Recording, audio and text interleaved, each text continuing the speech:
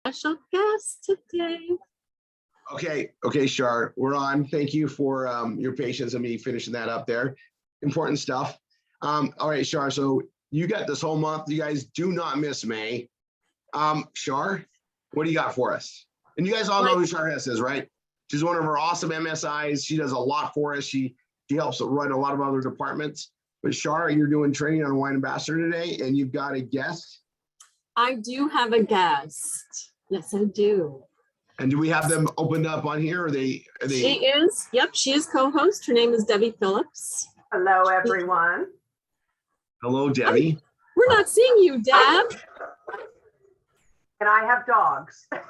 Oh, okay. Okay. Well, cute picture behind you. Okay, so we can hear you talk anyway. So I want to introduce Deb Phillips. She is she's a longtime friend of mine, actually. It's been a long time since we spoke. We met back when I was working for the USDA. There you are. I worked for the United States Department of Agriculture. Some of you do know that already. And boy, it was a long time ago. But I made a lot of friends and I learned a lot about vineyards and growing grapes. So before I get started with the, actually I'm going to go over, I have an older presentation that I presented last November. I revamped it just a bit and I added Deb's information to it. So I'm going to start sharing screen with you now. And I hope this is the right one. Can you all see my screen? Okay. Yep, we're good. Okay. I'm going to play it. Slideshow. Okay, there we go. All right, so like I said, I met Deb back when I was working for the USDA, and she used to come in. She has first of all, this is called Grape Varieties for Winemaking. This is Deb. You can see her or her dogs, I'm not sure. So she is the owner of Trolley Line Vineyards. I worked for the USDA in Erie County, Pennsylvania, back in the day. So I'm going to tell you a little bit about my background, but Deb first. She gave me a little information on her, and I noted it here. This is her logo for her winery, Trolley Line Vineyards in Northeast Pennsylvania. And you can see a couple pictures here of her beautiful variety of grapes. Deb, can you tell us what varieties those are? Yeah, so the first picture, the golden grapes there are Vidal Blanc, and they're a French hybrid. I can tell you just a little bit about the hybridization of grapes. So, great wine starts in the vineyard. You can make terrible wine out of good grapes, but you can't make good wine out of terrible grapes. So that communication between winemaker and grower is really an important component of what goes on between the vineyard and the bottle and your glass. There was an interesting history to the connection between American wines and European wines. In the mid 1800s, there were some English botanists who had traveled to the States and said, look at all of these interesting wine grape varieties we found. There's a wild grape, there's a Concord grape, there are all kinds of things that they found. And they transported them back to England. And along with the grapevines, they brought a little bug called phylloxera, a disease-carrying bug. Many of the American varieties, things growing wild and in some tended cultivation, had a natural resistance to phylloxera, which did not exist in much of Europe, particularly France. And so sadly, in their quest to share things from the New World, they shared something from the New World that was really quite devastating to the wine industry in Europe. And in fact, in France, I think, took the biggest hit, and maybe up to 90% of the existing acreage at the time slowly but surely began to succumb to the dilemma of phylloxera. So to resolve that, hybridization started to take place, and rootstock from the US was then transported to Europe, and the Vitis vinifera wine grapes were grafted onto disease-resistant rootstocks. And hallelujah, the industry was saved. And California really had the resistant varieties already going. There are places around the globe that were unique pockets of resistance, perhaps having to do with the soil characteristics. A large part of Chile and their wine production has been spared from phylloxera. A portion of Sicily, maybe the volcanic ash soils also provided that resistance. But we suggest that the European wine industry was nearly annihilated and then saved both by American grape rootstock. So it's an interesting transition, and I'm not sure if Europeans think that we devastated or saved them, or perhaps they acknowledge both, but they came to get it. So that's just a little backstory on some of the connection in grape varieties and our European parents of these varieties. That is so interesting, and I bet a lot of us don't even know that, the history of that. So fun things to know and tell when you spend a lot of time out in the vineyard. Yes. So speaking of that, tell us a little bit about, I see your background here. You're a Penn State graduate. You were formerly a former wine owner. Now you supply regional wineries with juice processors. You're on the board of directors at Growers Cooperative Grape Juice Company in Westfield, and you're yoga instructor. I love that part. I love viewing all of your pictures and images on Facebook. That's pretty much how I kept up with you all these years. This lady is amazing. She grows most of her table food in her garden, and she has a green thumb, and I love watching all of her earthy pictures on Facebook. Can you tell us a little bit about maybe from start to finish, what it takes to produce grapes? We actually have some vines that we have planted in the last couple of years. And we have vines on the farm that are probably 90 years old. Those I give a little extra attention to now and then because they're the only vines left on the farm that are older than me. And so I love to tend the very old vines. But in the wintertime is our dormant season, and trimming takes place at that time. So it's quite remarkable if you were to visit a vineyard to see just how much wood is removed from a grapevine every year to prepare for the next year's harvest. In the springtime, we tie them. Different varieties respond well to different kinds of trellis systems. And sometimes it really takes getting to see how the grapevines grow before a farmer might decide exactly what sort of a trellis system would be most appropriate for the different varieties. Some of them grow very upright. Some of them are very drapey. And it's a remarkable difference in the characteristics of different varieties of grapes.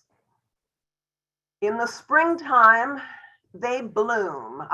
We're not quite, the buds break first. We're just at bud break here in Pennsylvania, right along the shores of Lake Erie, a little behind most other parts of the US, that's for sure, but Lake Erie provides a unique growing climate, stays warm in the fall, and it stays mighty cool in the spring. So in the spring, we don't have too rapid of a development so that the buds are safe from killing frost in the spring. And that really has everything to do with the mitigating effects of Lake Erie right here.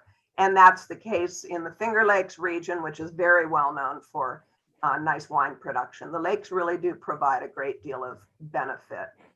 Yes, they do.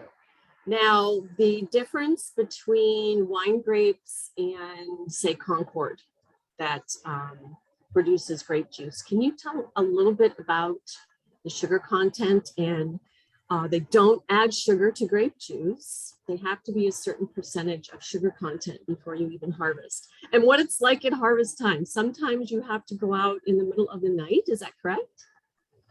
That everything is well equipped with lights, that's for sure, because it's a 24-hour process. A lot of years ago, you may all get a chuckle out of this. The little town I live in is called Northeast. It is 2 words, even though we're in the northwest corner of Pennsylvania. And our mascot is the grape picker. Yes, we cheer for the pickers here. We used to, when I was a kid, we could get out of school to pick grapes if you had a farm to go work on, or you had a friend's farm or whatever. So back in that time, and that was early and late 60s, we could get out of school to go harvest. 1968, the first mechanical grape harvester arrived in our little town, and it changed things. It made our process a lot more efficient. And I don't believe we would be able to get all of the grapes harvested without machines now. It would be nearly impossible to harvest in an appropriate time frame. So we wait for Mother Nature to do her good work and ripen the grapes to Concord. The target range is typically around 15 to 17 brix, BRIX, which is the measure of sugar in the grape. And we do kind of chuckle that a Concord is a slip skin grape, different than typical wine grapes where the skin is much more tighter attached to the pulp inside. Slip skin is also really messy. If you have ever been around pressing, slip skins have an extra bit of process because it's tricky to get that. But the magical thing around here in late September and October is that it smells like Concord Heaven. grape. It smells like heaven. It's awesome. I love driving around Northeast in, well, any vineyard at harvest time. It smells wonderful. That's pretty unique. And the bloom time, so in mid-June or so, all of the grapes in this region will bloom. And if you look at a cluster of grapes, every single berry has a flower. So they're not perceptible from, a casual drive down the road. But if you stop and walk into a vineyard at bloom time, not only can you see the tiny flowers, but you can also smell them. As unique as each variety is in its flavor profile when it makes it to wine, it is also unique at bloom time. So it smells very similar as you walk in different blocks of the vineyard and different varieties. But if you pause long enough to take notice, the varieties each have their own unique smell, even at bloom time. So I'm going to start the presentation, and as I go, I'll probably be asking you questions as well. But I just want everyone to understand that, well, before I talk about the different grape varieties of winemaking, I would like to explain why I feel it's important to know the facts first. Knowing all the facts about the many different regions, producer, owner, operator, and management firms, farming practices and procedures will help you better understand what you truly have as you take that first sip of freshly uncorked bottle of wine from Wine Ambassador. Now, you can tell I'm in marketing, right? I'm a marketer. Oh, here we go. Background and knowledge of grape varieties and winemaking. So first, a lot of you have probably already seen this last November when I did the training on this, but we have so many new people coming in and some people have missed it. So I decided to go over it again because I feel it's really important. And it helps us explain everything when we get questions on Wine Ambassador on certain items. So I'm going to explain my background and knowledge first. I was born and raised on a small farm in Northwest Pennsylvania, not Northeast, but close. So agriculture was simply a way of living for me and my family. We not only had pets, but we had animals that were fed and nurtured for the sole purpose to put meat on the table. That's how it was on the farm. That was the tough part for me to understand, knowing that that pig that I caught in the grease pig contest at the 4-H fair at the local fair was going to be pork chops on my plate soon. Well, that was the hard part for me to swallow, literally. Sorry about the pun, but that's true. I had a hard time with that. So as the fourth oldest of 5 children, we all had daily chores to tend to. And one of those chores was to weed the garden during the growing season. And that's right, we did not use pesticides to control the growth of weeds.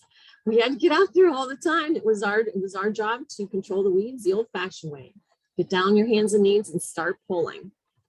I didn't appreciate it at the time, but growing up on a farm and living in an agricultural community has given me the best work ethic throughout my entire life. It's not hard to see why I eventually found my way to work for the United States Department of Agriculture Farm Service Agency. I learned more about agriculture than I ever thought knew existed growing up on a farm.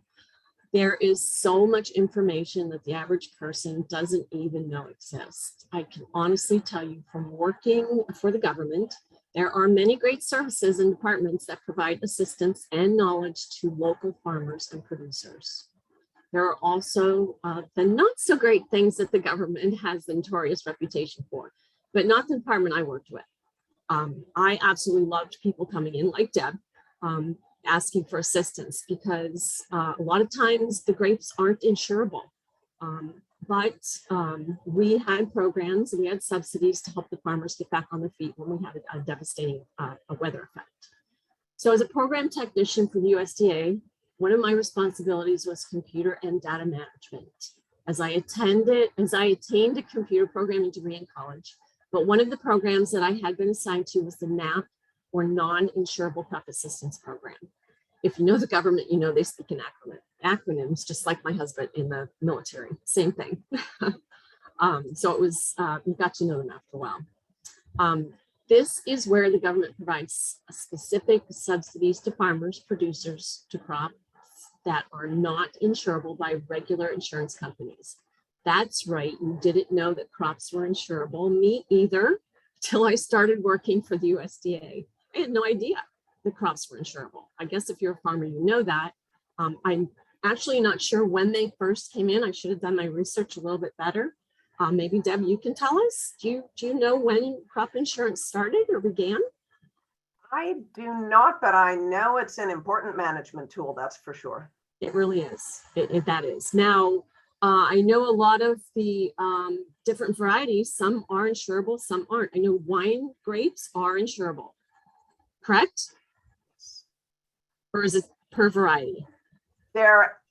It's distinctly varietal because the prices, of course, are vastly different variety to variety. Right. It was this position in the NAP program as the NAP program specialist that gave me the knowledge and friendships that I made, like with Deb, in the vineyard and grape industry. I guess I learned more than I realized and was nominated by the Pennsylvania State NAP specialist to attend the National NAP Convention in Houston, Texas, and to be able to take my knowledge back to the state level and train each county program technician assigned to the NAP program in my state of Pennsylvania. I love teaching, I love instructing and sharing my knowledge. Because I became to know most of the farmers and producers in the county, I was later recruited to open and manage an insurance company that specialized in crop insurance only. Well, I accepted the challenge and I learned so much more about vineyards in the grape industry. After managing an insurance office for agricultural risk management in Pennsylvania for 5 years, they decided to consolidate. Okay, they closed their office. So I guess I had no choice but to go to their home office in Fort Myers, Florida. I didn't go kicking and screaming. I was happy about that. And this is where I currently live now. And that's how I found my way to Florida. So giving you this background on myself would tell you that I speak the truth and I know firsthand of the hard work and dedication that goes into any product that farmers provide to consumers. Most consumers don't think twice about this and just go to the store and pick up what they need. I, on the other hand, know exactly what it goes in providing each and every one of us the precious products of hardworking farmers. I was going to show you a lot of data. I really don't want to go through all that, but I will give you a copy of this. Stacy's going to put it in the chat if you want a copy of this. The MSI chat so the MSIs can get it out. Okay. And let me put it in. Perfect. Okay, so this is the different varieties. So Deb, what different varieties do you have on in your vineyard? Most of the varieties that we've had good success with here have been developed by Penn State and Cornell Grape Research. So they are French hybrids, taking ideally the best characteristics from wine grapes and the hardiness characteristics from something like Labrusca family grapes, which includes Concord. We kind of chuckle because we make a distinction. You know, we say juice grapes and wine grapes, and a lot of Concord grapes go into wine. So they really do get, well, you've heard of Mogan David, perhaps. Yeah. Yeah. So okay. There's a Mogan David processing plant nearby. Okay, we used to call it MD 2020, right? Exactly. But regionally, there are a lot of growers or winemakers having good success adding a little bit of something that we all think of as extra grapey, like Concord, to soften some of the flavors in some of the other wine varieties. So it's an interesting combination here. Generally speaking, our climate is pretty darn challenging when it comes to keeping vinifera vines alive. So that includes grapes like Cabernet Sauvignon and Chardonnay and Pinot Noir.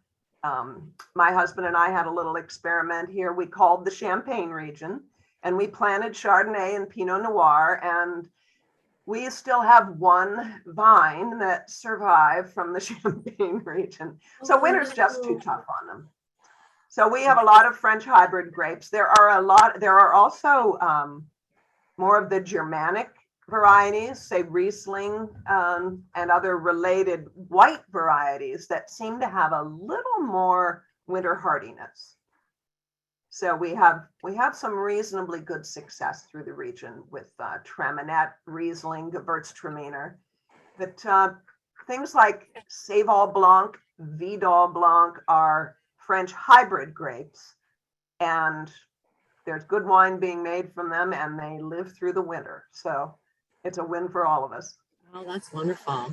So you make your own wine? You don't sell it, you just keep it for yourself, correct? We do. We suggest that we're in quality control when it comes to wine. So we Oh, I see. taste often and, you know, in reasonable amounts. We like to help our local wineries. I was the winery that we worked with, that we had a part ownership in. I was the one who wrote the label descriptions. So I did take the time to, Penn State offers a great sensory training program for winemakers and people in the wine industry. And so we developed our skills a little in just discerning flavors and tastes. And I enjoyed writing the label descriptions. Oh, I bet you were good at it. So we hear a lot about the mass-produced wines that add all these different things to it. Do you know what they add to mass-produced wines? And I know the good wine has none of that. Right. You know, there's a tremendous amount of mass-marketed wine, or under the label of wine, things like Arbor Mist that, you know, blueberry, peach, and etc., which is taking the word wine and stretching it a long ways. So the best wines will be grapes, and only grapes, in their perfectly fermented state. So why do they not put that on the label? They don't have to put what's in the wine on the label? Well, they do. And honestly, I will say I am not familiar with many of the additives. The only thing that is often identified is potassium metabisulfite, which is simply added generally to white grapes, but also to red to prevent browning, prevent a bad coloration of the wine. But once it's in the bottle, it should be stable anyhow. But a little bit of sulfite is often something people will find added, and I think that may be a label requirement.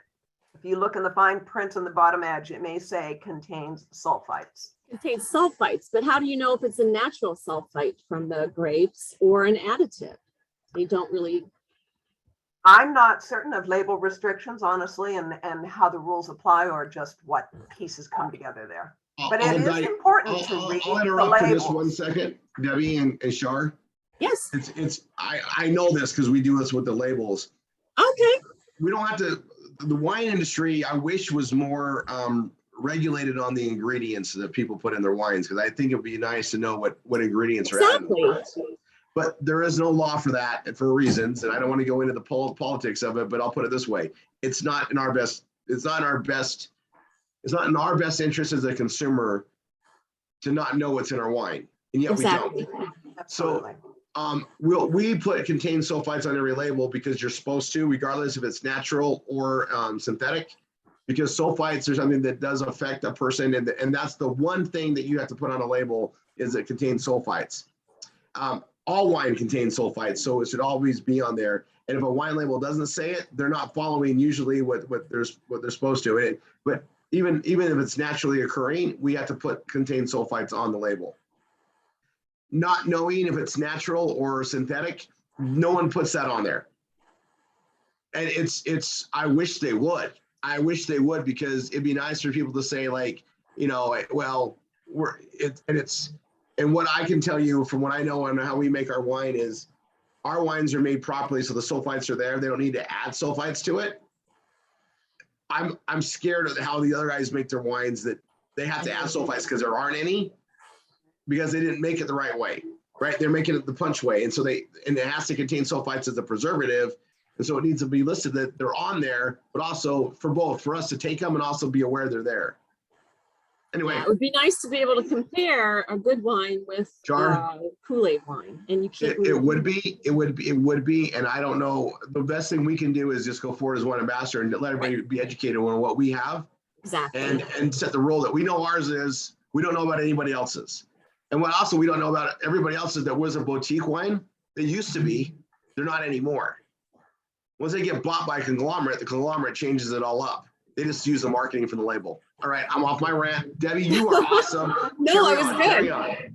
Important stuff. It is important. So digging a little deeper, I'm going to tell you a little bit about the wines. Of course, our wines are from Napa and Sonoma in California. Deb, however, is over in the Lake Erie region, which is a little bit different, but I'm guessing the growing and the care for the vines is similar, or do they have different ways in California that you know of that they need to prune and take care of the vines?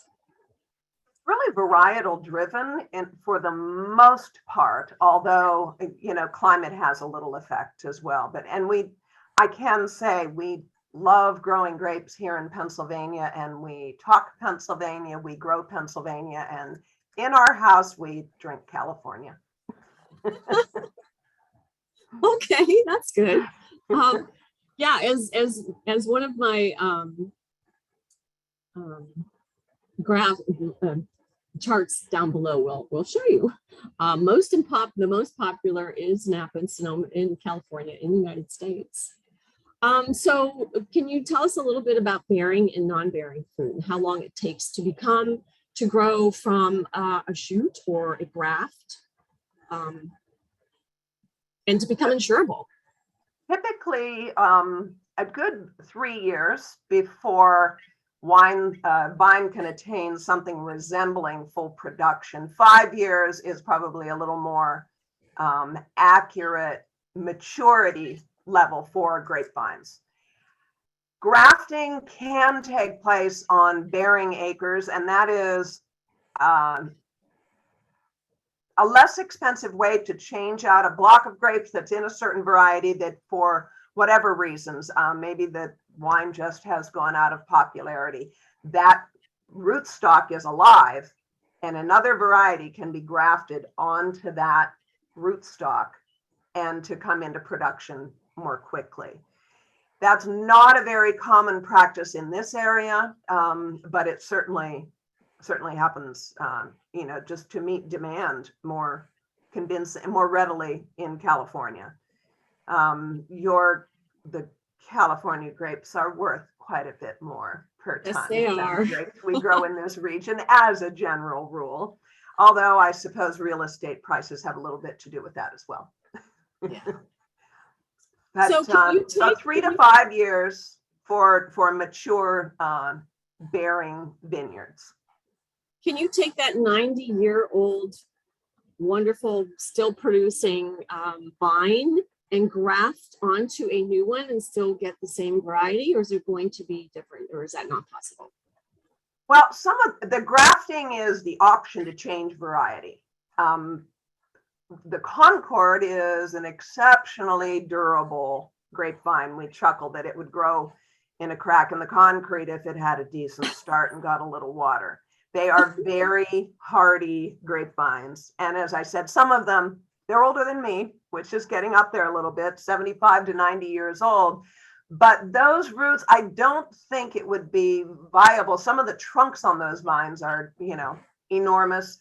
Grafting is more successful with something a bit more stable and a bit younger. It's remarkable, though, to look at some of these vines, these ancient Concord vines, and recognize that the sap is still running and they will still grow grapes, as ancient as they appear. So it's reassuring to me to know that the roots live on long beyond my residence here on the planet, but I'm happy I can take care of them while I'm here. So how do you graft? Do you take a new shoot?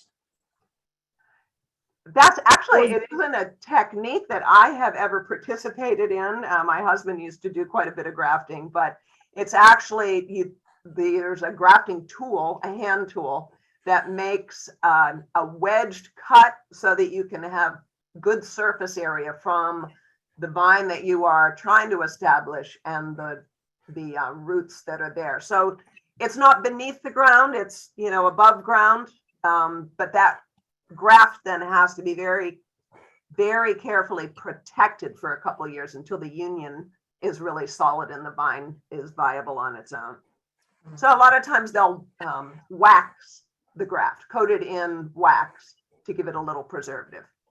So if you wanted to start a new row of grapes, a new vineyard, where do you get rootstock? Where do you get that? Where does that come from? From older vines?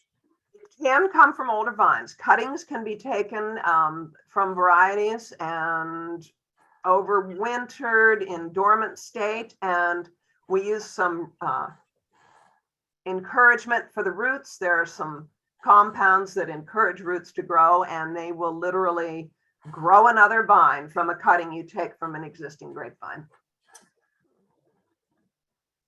Oftentimes, you'll have better success if those young vines are, say, 2 years old before you transplant them into the vineyard. So there are some nurseries in the area and some neighbors who've been grafting vines and providing replacement vines for us for quite a few years. Oh, so that's pretty much what they do. Right. Yeah, is provide. Wow, that's awesome. So I go on, I have a few graphs here. Like I said, I'm not really going to get into that, but I will go down to the map, the leading grape varieties in the different districts. This was in 2020, I believe. Chardonnay continued to account for the largest percentage of the total tonnage crushed. Can you explain crushing districts? They still confuses me. Do you have crushing districts in Pennsylvania too, right? We do, well, AVA, which is the vineyard designation, so Lake Erie region is a district. I'm not sure, a crushing district, I guess that would be the reference to that. Because I have a map here of the different, well, these are pricing districts, I guess, but as you can see, I can't, the pink, no, the white next to the pink, that's Napa and Sonoma over here, green, and the white, the Napa and Sonoma, those are where our vineyard is. I can't pinpoint on the map, I'm sure Roy could. But the price is out of this world crazy. And I'm sure you probably know that, Deb, compared Absolutely. to back there on how much. Let's see here. So for the red wine, $7.95 a ton of, that's juice, correct? That's cheap. Well, that depends on where they're coming from in California. When you looked at your map, you noticed how small Napa is. Correct. In terms of the whole state, Napa and Sonoma, and there are grapes grown all over California. But Napa has done an exceptional job, both in producing fine quality and in marketing the grapes. So it's not just the climate or the weather, or is it? Is it the soil conditions, the weather, the way a little bit of everything? Yeah. So each of the grape growing regions will theoretically produce wines with different characteristics. There may not be a dramatic difference, but the warm days and the cool nights offer some perfect conditions, and Napa and Sonoma do a fabulous job. Have you been out there? I'm sure you have. I have. Of course. Yeah. Of course you have. Yeah. Like going to the motherland. Is it, you call it the motherland? Oh, so Right. there. So you can see by this in California, the crush districts and the amount of Cabernet Sauvignon, Zinfandel, Pinot Gris, Pinot Noir, all the different ones here of that in that year. Grapes are the highest value food crop in the United States. Production is valued at over $6.5 billion. Of course, these were taken from the USDA and from 2020, I believe. It's a couple of years ago, but they're always a year behind with the government before they come out with their reports. I haven't looked at the last report, but I think this will suffice to tell you. 900 million gallons of wine produced in 2017. That boggles my mind. Now, a very small portion of the grapes in California are for raisins and other, let's see, oh, well, yeah, raisins and table grapes. But mostly, you got mostly wine lovers out there. Yeah, California makes 85% of all US wine, and that's 12% of the world's wine production. Guess who is first in consumption of wine? That would be us. That's not hard to say. Exports, 95% of the US exported wine comes from California. And five top markets are European Union, Canada, Hong Kong, Japan, and China. So in conclusion, the reason that I presented this to you to show you the facts documented by the USDA, there are many aspects and processes to providing you, the consumer, with the exceptional wines we have here at Wine Ambassador. From the very beginning of planting or grafting a vine, waiting 3 years until the vines are able to be counted as bearing, to pruning, tying, replacing dead vines with dippers, grafting, and most of all, time. The time and care that and the dedication that farmers and producers take to craft this extraordinary quality wines for us to consume and enjoy is beyond appreciated by wine lovers like you and me. So I hope this gives you some additional knowledge. Here we have a picture. Most of these pictures that I took, of course, the ones at the beginning were of Deb's images that she sent to me. This is our vineyard in Napa. Of course, you can tell by the road sign here in the Wine Ambassador logo, all roads lead to wine, right, Deb? Right. So yeah, thank you for allowing me to share a bit of my knowledge that I have gained over the years to better provide answers to those who question.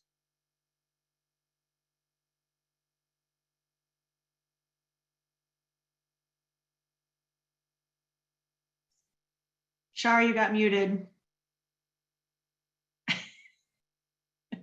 Okay, who muted me? How long have I been talking? Can you hear me now? Okay. Wow. Okay, so I don't know what you heard or what you didn't hear. It was a brief mute, so I think you're good. Okay, brief mute. Okay, well, so we have this here for you. If you talk to your MSI, they will get you this with the information, and you can share it and hopefully learn some knowledge and take away so you can better explain it to your ambassadors. In closing, Deb, is there anything that you would like to tell us, or maybe we have some questions that some people would like to ask you? I would suggest if you meet someone who says, oh, I don't like wine, perhaps they simply haven't tried enough to find the one they like. That is good. That is good for us to tell them. Oh, you know what I was going to do? Today's Kentucky Derby Day. That's right. So there's my hat. Off to the races. Off to the races. So I'm going to stop sharing. If I can. There you go. And if anyone has any questions for Deb? I just want to say, Shar, thank you and Debbie for bringing this to us. It just kind of puts the exclamation point on the amazing quality we have with our Wine Ambassador wines and the fact that we have such a huge number of varieties in our collection. It's great takeaways, little nuggets that we can all kind of keep in the back of our minds as we get questions from our potential customers. Great. Okay, since we don't have any questions, whoop, there we go. Oh my gosh, they're popping up. I knew that would happen. Can you help out with this, Stacy? Yep. All right. So Susan Bates, go ahead. Go ahead and unmute. I just opened my 2 boxes that I got. So I just love today. This was the most amazing thing. I haven't known where to start to get to learn about it. But we have, in my boxes, I had something called Hudson Sparkling California Wine, Discovery's Grenache, Discovery's Pinot, and Tempranillo, which I've heard you talk, which y'all have talked about a lot. What are those? Tempranillo. Tempranillo. Tempranillo is originally from Spain. Oh, wow. My This is so husband loved it for a exciting. while. I know. It's exceptional wine. You're going to love it. Okay. Hey, Susan, that Tempranillo goes with a lot of things. It's a lighter red. And I mean, you could have it with pork or fish or a salad or pizza. It'll make a cheeseburger amazing. What, do we have anything called rosé? Do we have anything close to rosé? Oh, we have rosés. You'll be getting rosés throughout the year. No problem. We have like, I think we have like 3 different labels of rosé that come out every year. And I've got my first, I've almost got my first wine party booked. We haven't got the date yet, but it's an agreement. So, and she mentioned that she likes rosé in the summer, so I can just buy a bottle of that. Yeah, there's usually rosés. You can do a custom case in the back office, but she can buy them there too. That's so you can tell her that. But like, you should be getting like Pinot Grigio. We're in the summer wine, so rosés, Pinot Grigios, our Moscato's out. You had the two boxes. Do you have any Moscato in there? Well, I don't know because I didn't know what they were. Tanya Pinot Grigio, that sparkling wine, Grenache. Grenache is a great red. It's a little more hardy, but it's amazing. Okay. But, well, that yeah. Pinot Grigio, that will win over anybody. Yes, that one's amazing. They'll love And I that. have 6 bottles of that, I bet. It seemed like I had 6 of one and 3 of each in each box, I think. So Yeah, I'm you should have 3 excited. of each. If you got 6, which one did you get 6 of? The one you talk about all the time, I think. I'm I not talk sure. about a lot. I talk about a lot of them. The More Than Muse or the Ricard Merlot or Pinot Noir, maybe the Pinot Noir. Pinot Noir I got 6 of. And then I don't know. You got 2 different ones, right? 3 of the Nialetti, maybe? I got 6 Pinot Noirs. I'm pretty sure of but they're that. probably 2 different ones. Okay. And they taste dynamically different. Okay. And they're Okay. made by different winemakers. Okay. Are they different years I am too? so excited about this. I'm It might having more I'm trouble. gonna step out on a limb here, but I think the Nialetti might be a little bit better than the Of other. of course you would say that. Mark. Hey, that Nialetti is amazing. And I And think Susan, I'm happy to sit down and go through each one of those with you. That Tempranillo, I was just looking into that myself. It's one of those black grapes with a thin skin. And tell me if I'm right, Debbie. It's got a lot of tannins, yet it turns out light in color, and it's absolutely delicious. I was hoping that maybe I could get you to do a video when we have the party, which should be pretty soon. You're on. I'm there. Just Okay, tell me when. okay. I'm there. Okay. yeah, that's awesome. Awesome stuff, Susan. Except learning that, and I also, just so you know, I started reading Yoast last night. I've been so confused trying to figure out the computer, but Yoast was very explicit about what you were talking about this morning. That first lesson in Yoast, I think it's Yoast, is awesome. Explaining about links and anyway, I'm sorry I'm slower than I wanted to be, but Susan, just keep at it. It'll all click. It'll all come together. It'll make sense. And you'll see everything's there. Like you already got the template. You just got to modify it. right. And if you got a list of questions, you should call your instructor. Well, I'm trying not to bother you because No, that's I know what you're we're here busy. for. That's what he's I'm there thinking for. That's Niall. Do you need his number? I can get it to you, Susan. No, I got it. I got Private it. cell? I write him. I text him. I left my phone at my job last night. So that's why I haven't texted this morning. But it's mostly been, this computer is not doing anything I want it to be. And he says, look at the big picture. So I'm trying to do that. All right, awesome. Just keep at it. We'll talk Let's move soon. on. All right, C. Will. Hello, everyone. Hello. I have a question, and I don't know why this question came up for me today, but it did because I've been here for a minute now. My question is, when it comes down to the grapes for the wine, are we talking about seedless grapes or are we talking about seeded grapes? Does it change the taste or not? Okay, so most every grape that's grown for wine is going to have seeds in it. Okay. So the seedless variety that you see out there. So this is actually a really good question, like super good, because we've grown up thinking that table grapes are the grapes they grow like for wine. It's not. Table grapes actually make horrible wine. They taste great. They're sweet. But they make horrible wine.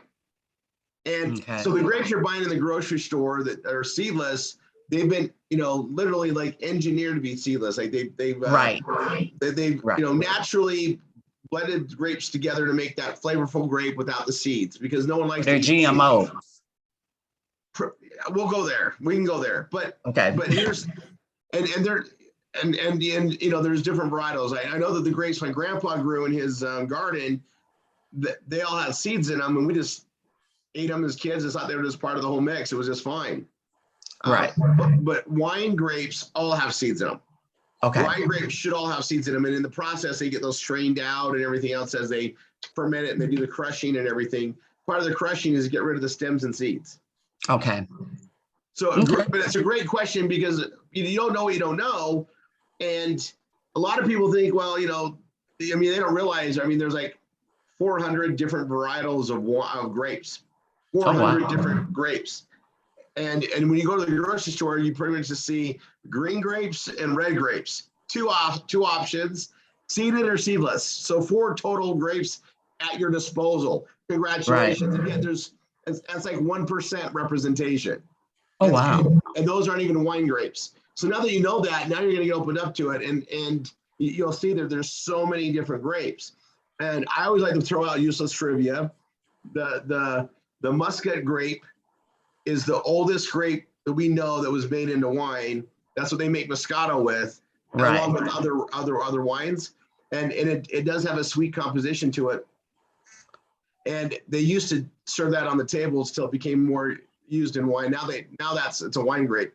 But your table grapes now are all any table grape you get, at least at the grocery stores I know in the US, except for maybe small markets or farmer markets, you're always gonna get better grapes from farmers.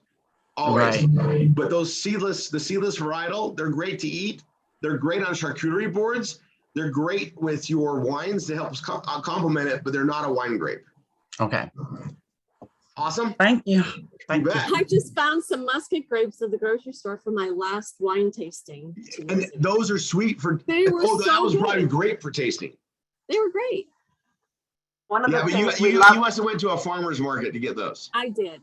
Yeah, was that's called what's Sprouts. awesome about farmers market. that was We one of our have favorite lots of things to those do. in we have lots of those in Florida, don't we, Char? No. Well, yes, we do. Alongside the road. No, this was called Sprouts. It was like a count. Yeah, Sprouts is yeah. What were you saying, Debbie? One of our favorite things to do at the winery was to take grapes from the vineyard out to the winery when folks were in for a tasting so they could taste the grape and taste the finished product. And it was astonishing, the reactions. They honestly didn't, they were stunned that those were grapes, that they look, you know, like the picture, and that's what I'm drinking. So it was always fun to be able to provide that opportunity for people. Yeah, it is fun. That's what you do at our harvest. You guys get to try the Pinot Noirs right from the vine, right? Exactly. Yes, we do. All right, Denise, what's your question? Okay, I got one question. I'm going to be going to a restaurant, which is a first cousin of my husband's. Now, what I'd like to know or have someone tell me, what are the wines would you present to the person so they know the kind of wines that they'll be tasting or buying as a customer? Great question, Denise. The answer is all of them are great to do that with. I like to have like one white and one red and to say, hey, this is a sampling of one of our whites, one of our reds. If I have it on hand, I'm gonna show off that Moscato. I'm gonna show off the Chenin Blanc. I'm gonna show off the Pinot Grigio for sure, as one of the whites. And even our Chardonnays are great. You can just show off. And then the reds, I mean, they're all amazing, but the Ricard Merlot is a great one for me to show off to anybody. The Pinots that we have, amazing. Even the Antony Cabernet Sauvignon. You guys, I gotta tell you something on Web Hits. The Antony wines, we went with the theme with the Greek ship. You guys have all seen it, the label? Mm-hmm. The page views on that, for whatever reason, we did something amazing. Antony Wines has the most traffic and it's piling up. It's getting a lot of recognition. It's coming from all over the world and a lot from Europe. So whatever we're doing on the branding and getting it out there. Also, I happen to know that we sent off some wines to some European connections and the word's spreading.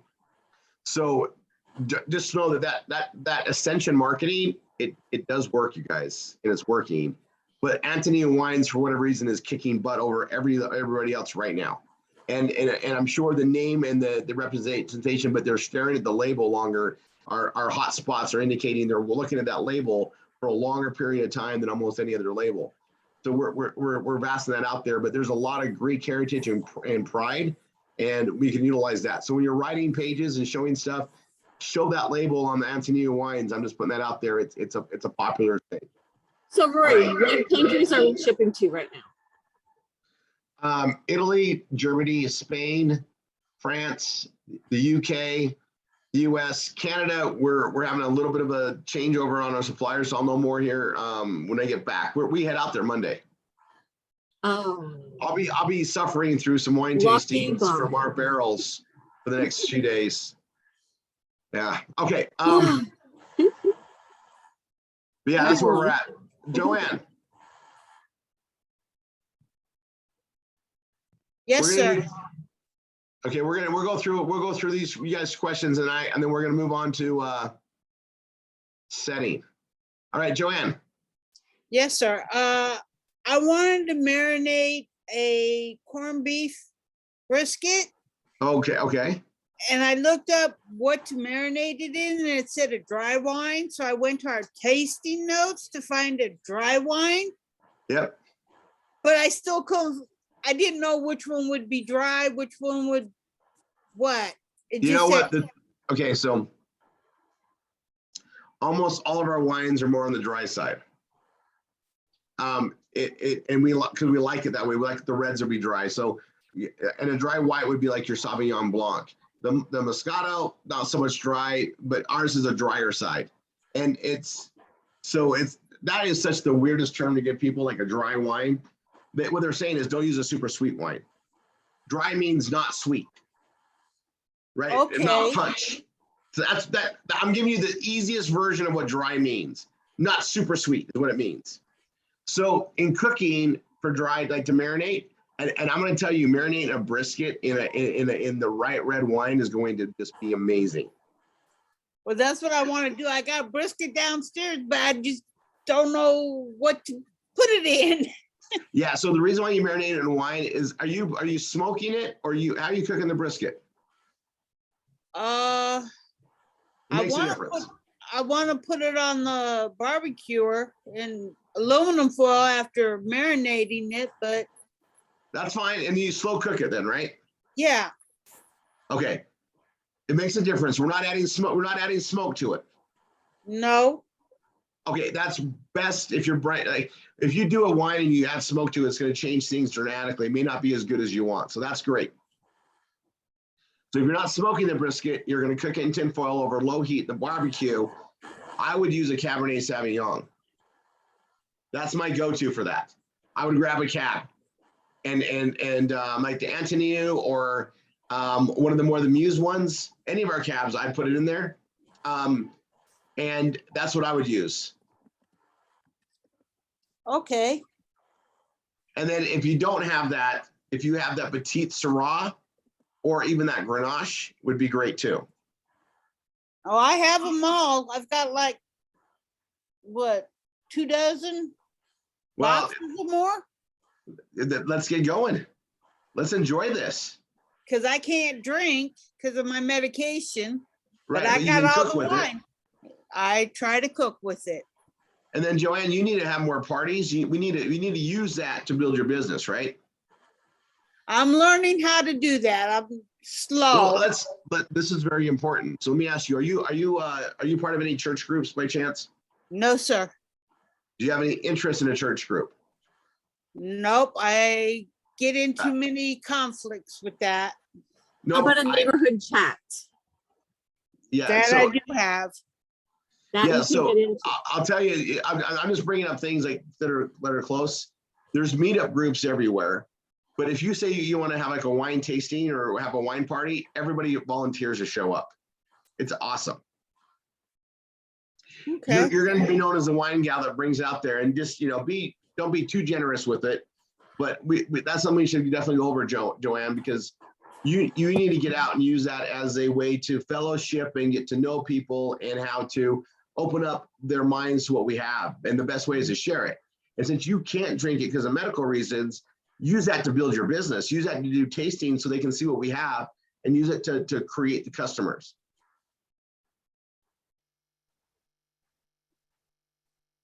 All right, Matthew. Before you start, Deb has to go. I just want to thank her so much for her wine knowledge. Thank you, Deb. Yeah, Debbie, thank you. I look forward to having her on again. She might have already gone. Oh, there Thanks, she is. Deb. Thank you so much. It was absolutely a pleasure to be part of the group. Best of luck to everyone. Sell some wine.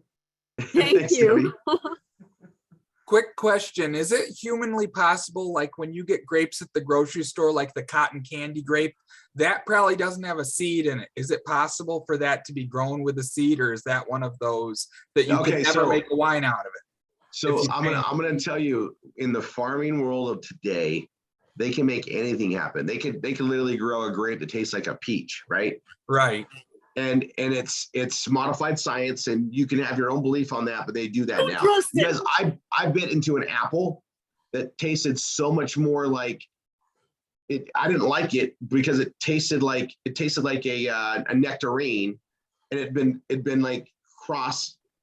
And that's what they're doing. They're just doing these You tests. don't mess with Mother Nature. I'm with Char, okay? But the cotton candy grape, that's great to get kids to eat them. That's what I read about when I saw that those are out. They are so sweet for me. I don't like super sweet grapes anyway. But that was an engineered one without the seeds, meant for commercial use for people to eat. And you know, I grew up, like I said, eating grapes with seeds in them. I don't have a problem eating the seeded grapes. They taste great to me because that's what I ate as a kid. If you give a kid seedless grapes, when they get one with seeds, they're gonna go, ew, what's this? You're gonna destroy them from a proper grape. That's my parenting advice. Give them the seeds. It's true. Renee.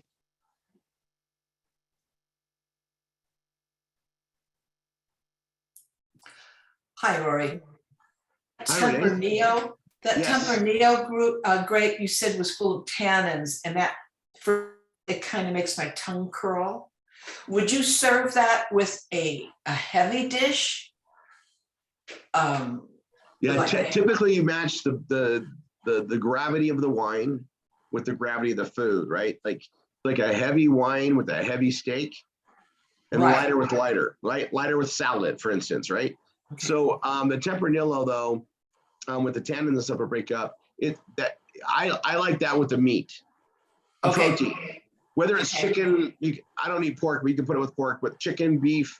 I had it with some venison. We had some Tempranillo with some venison sausage. It was amazing.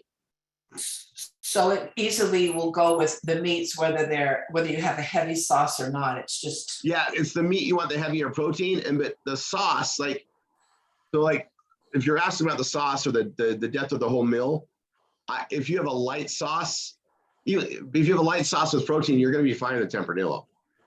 all right. But the tannin taste is interesting with it, and so you'll explore that. But you said it makes your tongue curl. I know exactly that. I'm actually envisioning it right now, or I'm reminding myself what that's like. And so when you're doing the dish, so I like the Tempranillo with peppered flavorings. Okay. So I if that got you. helps. But the pepper, goes sometimes going the direction of the gravity of the wine is the best call. So man, I really like the Tempranillo with a peppered like a peppered crust or pepper on my pepper in the dish. Okay. Yeah, and you know what? Have fun with it and make sure you blog it.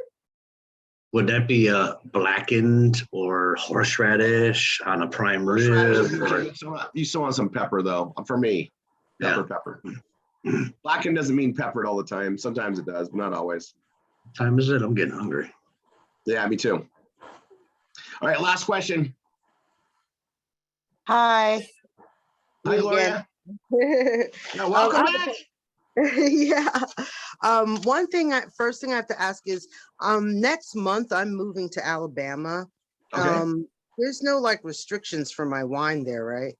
Well, not really restrictions. You just can't get it shipped right to your door. They're changing the law, but it hasn't gone into effect yet. So you have to have it shipped to your local ABC store, and you got to go pick it up there. Oh, they have It's actually a convenience. You don't have to worry about being home when it gets there. Exactly. All right, cool. And so also, I wanted to say, so I grew up too with our back cover, you know how most people have like an awning or whatever. Ours was muscadine grapes. And that was in New Jersey. I used to love it as a kid. We would just pick them all the time and Yep, eat them. They had seeds. The raccoons ruined that for everybody. of course But, they did. They knew it was a good that- thing. yeah. Well, once they started trying to kill the dogs, when, we had to get rid of the grapevine. But Well, that's why raccoons taste so good. Yeah. oh no, thank you. But my last thing is I didn't see, I was just looking in my back office, the Moscato, because I only got that once in December, and the UPS man I think broke it. When I got it, the whole box was wet. And Did you file a claim? yeah, I did, but I think at that point I had COVID. Everybody was like sick. There was a lot going on. It was in December, so I guess that but I just wanted to get the Moscato because I've been waiting forever, and the only thing broken in that box was the Moscato. Okay, so And it's not, you can't get it in the back. I was gonna, maybe do a. okay. custom- So Gloria, open a ticket right now. Go to log in your wine ambassador, open a ticket, and just say you had a damaged Moscato. I spoke with Rory, and just say, please do what you can. Just do that. Okay. I may or may not have a secret stash, so let's see what I can do. Just put that ticket in there, okay? Okay. I'm doing it right now. I might know a guy that likes to hold some wine for later purposes. I don't know. It could happen. Okay. Yeah, I that was like, Moscato. If the Moscato, I told everybody that would sell out. It's just so good. Yeah. But yeah, I'll go look at that. But that wasn't available in the custom order, Oh, where am I? Gloria. Wait, say it again. It wasn't available in the custom order. No, it's not. Or the It Grand is, Cru. it's just not on the label. I looked over, you can scroll over and it tells you exactly what's in every I thought we bottle. still had plenty. I mean, it's not that big of a supply, but we really ramped up the order on that when we did it. Yeah, just go look. The label may not be present. I gotta get them to catch up on that. Okay. But put that ticket in there anyway, Gloria, because if you had one broken, we can take care of that. Okay. I'm trying to do it. My computer is so slow today. We've been having tornado stuff and craziness the last like 3 Well, I'm just glad to days. have you back, Gloria. Let's get going. On that note, I'm gonna stop the recording. Okay. Be here next week for the Wine Ambassador training.